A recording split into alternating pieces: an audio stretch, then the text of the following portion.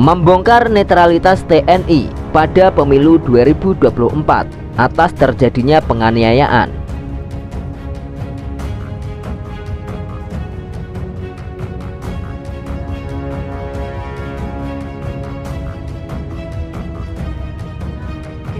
PDI Perjuangan meminta pengusutan kasus tersebut dilakukan secara bahwa terhadap oknum pelaku tersebut telah ditahan.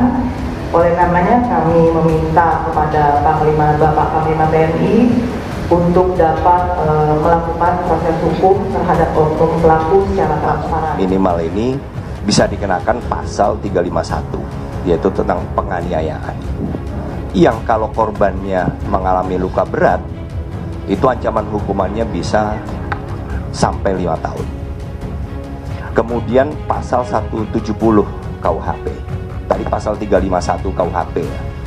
Pasal 170 KUHP melakukan tindak kekerasan bersama-sama, ini juga diancam dengan hukuman apabila korbannya luka berat, ini sampai dengan 9 tahun.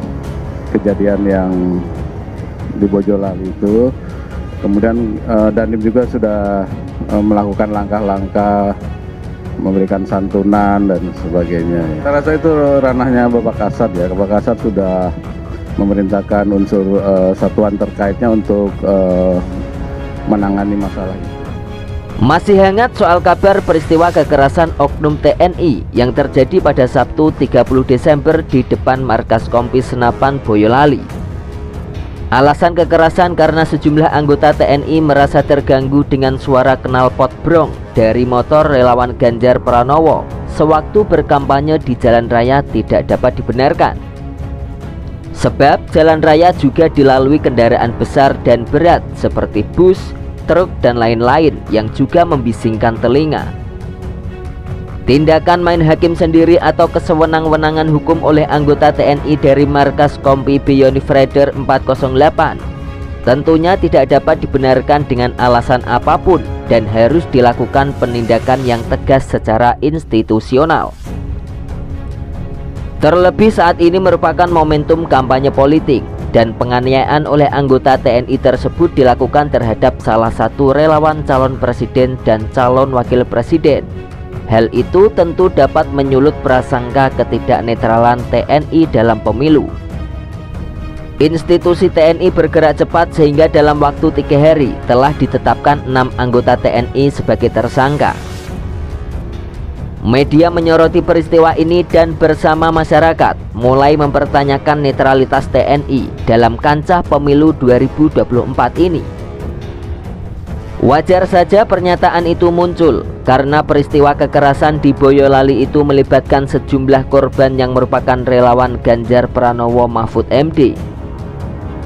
Menanggapi isu yang mempertanyakan netralitas TNI dalam pemilu tahun ini, Kompas TV mengundang Kepala Staf TNI Angkatan Darat, Jenderal TNI Maruli Simanjuntak dalam acara Rosi yang ditayangkan primer pada Kamis malam. Jenderal Maruli juga berterima kasih atas undangan Rosi itu. Kita yang sudah jadi tokoh, jangan mengajari masyarakat tidak benar, mengekspos TNI tidak netral, menganiaya parahlah, matilah. Demikian ujar Jenderal Maruli. Sang jenderal menepis kalau ada tudingan bahwa TNI itu tidak netral atau simpatisan paslon tertentu. Isu ketidaknetralan TNI seolah terjawab sehari berikutnya pada hari Jumat. Oknum TNI berseragam PDL melakukan penyerangan secara membabi buta terhadap beberapa pemotor yang ikut rombongan pengiring jenayah di Manado. Dua kejadian baik di Boyolali maupun di Manado memiliki banyak kesamaan. Yang pertama, pemicunya adalah motor knalpot brong. Kedua, penganiayaan yang dilakukan oleh oknum TNI. Yang ketiga, oknum TNI yang menganiaya dilakukan secara keroyokan sampai korban tidak berdaya. Perbedaan di Boyolali, korbannya jelas merupakan relawan Ganjar Pranowo Mahfud MD yang sedang ada acara. Sedangkan di Manado, korbannya bukan relawan paslon calon wakil presiden, tentu karena memang sedang mengiring jenayah. Dengan mengingat persamaan dan perbedaan dua peristiwa penganiayaan itu, agaknya menarik untuk memahami suatu peristiwa. Lewat persamaan dan perbedaan itu seolah memperlihatkan jawaban tegas bahwa penganiayaan yang dilakukan oleh oknum TNI adalah sebuah respon spontan atas pemotor brong tanpa melihat latar belakang si pemotor. Entah itu relawan paslon calon presiden ataupun calon wakil presiden, entah itu rombongan pengiring jenayah. Dengan demikian seolah tepisan Jenderal Maruli bahwa TNI tidak netral itu terjawab dan dibuktikan langsung oleh oknum anak-anak buah Bapak hanya berselang sehari dari pernyataannya. Mari kita doakan institusi TNI agar kembali berpegang utuh pada visi besarnya, terwujudnya TNI yang profesional, modern dan tangguh untuk mewujudkan Indonesia maju yang berdaulat, mandiri dan berkepribadian, berlandaskan gotong royong. Jangan sampai ada lagi oknum TNI lainnya yang memegang visi secara tidak utuh, misalnya hanya memerang frase berdasarkan gotong royong, lalu lalai malah menggunakan sebagai prinsip melakukan penganiayaan.